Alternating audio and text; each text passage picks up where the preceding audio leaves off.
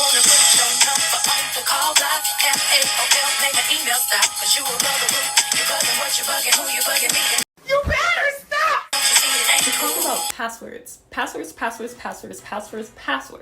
Now we're gonna move on. We're gonna talk about something a little bit more common, something that I know pretty much everybody's experienced, and it's becoming more of an issue.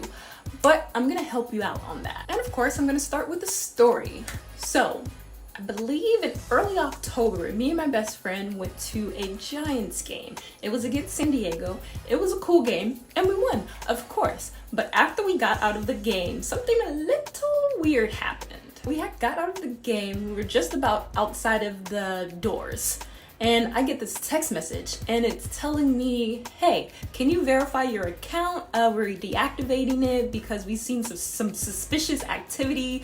And it had a link in there, and in the link it had Bank of America. And I'm like, I don't even use Bank of America anymore like that. And then on top of that, my best friend got the exact same text message, and I was like, that's weird. Looking at the text message, you can see that this is an example of phishing. Now, what is phishing, you ask me?